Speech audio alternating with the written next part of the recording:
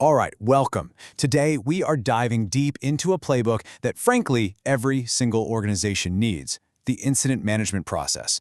Think of it as the ultimate emergency plan, the thing that can literally save a business from total disaster. But that brings up a really important question we need to answer first. So let's start right there.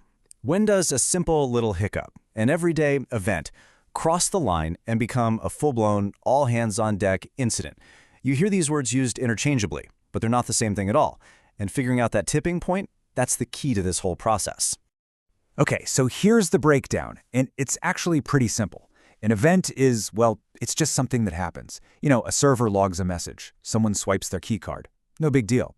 But an incident, that's an event that has a sting in its tail. It's an event that actually causes harm. It messes with your business, dings your security, or costs you money. So remember this, every single incident starts as an event, but thankfully, not every event turns into an incident. Let's make this super practical. Imagine an app is scheduled to kick off at 6:30 p.m. It starts right on time. That's a totally normal, everyday event. But what if it doesn't start? And because it failed, you've just breached a major contract, your service level agreement. Uh-oh, now you've got an incident on your hands.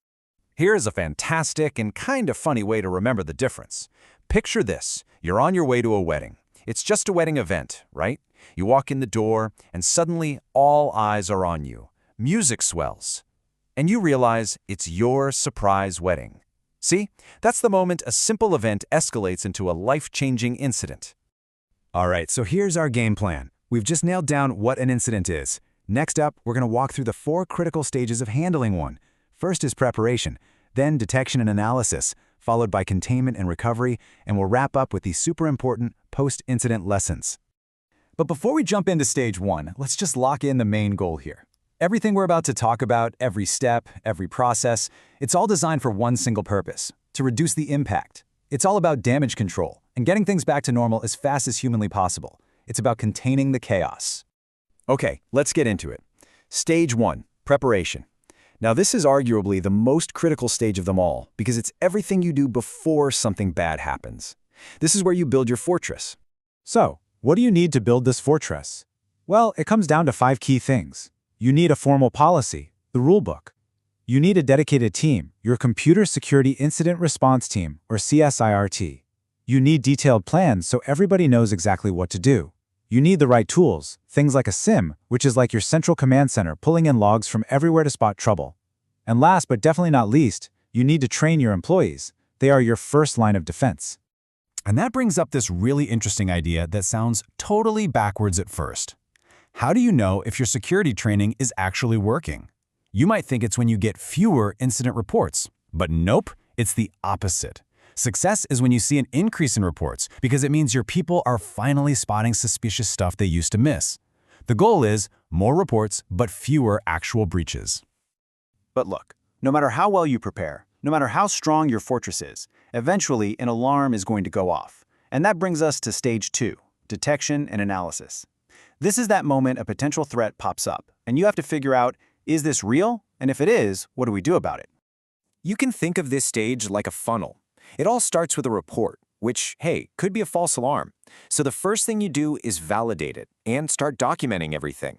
Next, you have to prioritize. You can't fight every fire at once, so you figure out how urgent it is and how big the impact is on the business. And finally, once you know what you're up against, you notify everybody who needs to know. This idea of prioritizing is exactly like triage in a hospital emergency room. When there's a crisis, doctors don't just treat the first person who comes through the door. They have to assess who is the most critical to save lives. It's the same logic for security incidents. You have to tackle the threat that's going to cause the most damage first. And that notify step we just mentioned, it's not just a courtesy. A lot of the time, it's the law, and the clock is ticking fast. Under GDPR in Europe, you've got 72 hours to report a data breach. Think that's tight? In India, it's just 6 hours. If you miss that deadline, you're not just in trouble, you could be facing absolutely massive fines. Okay, so we've identified the threat, we've prioritized it, now it's time for action. We're moving into stage 3, containment, eradication, and recovery. This is the hands-on part. This is where we stop the bleeding, get rid of the threat, and get things back up and running. This is where we fight back. This stage really has 3 clear parts. First up is containment. You've got to isolate the problem so it can't spread. Think of it like putting up a firewall around the issue. Second is eradication. Once it's cornered, you get in there and you remove the threat completely. And third, recovery. You carefully bring the system back online, making double sure it's clean and working properly. That whole pandemic analogy is just perfect for explaining containment.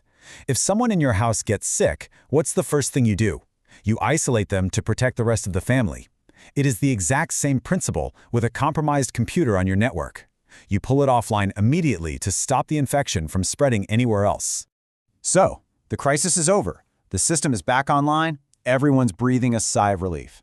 But the job's not done yet, not even close. Welcome to Stage 4, Post-Incident Activity. This is where the real learning begins, where we turn a really bad day into a valuable lesson for the future. And right here is where we see a huge shift in mindset. Everything we did up to this point was incident management. Our job was to be a firefighter and put out the fire. But this last stage is all about problem management. Now our job is to be the detective and figure out how the fire started in the first place so it never happens again. The main tool for this detective work is called root cause analysis, or RCA. And this isn't just about patching the hole the bad guys used. It's about digging deeper. It's asking why. And when you get an answer, asking why again. Why were we vulnerable? Why didn't our alarms go off? How did it get past our defenses? This is the deep work that stops you from fighting the same fire over and over. So you see how this all connects? This final stage feeds right back into Stage 1, preparation. You find the root cause, you write down every lesson you learned, you update your policies and your plans to close any gaps you found, and you end up building a much stronger fortress for the next time. So it's not really a loop, it's more like an upward spiral.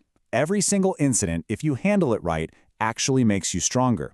The goal isn't just to fix the problem in front of you, it's to learn from it. So the question I'll leave you with is this: what did you learn from your last incident, and how is that going to improve your next response?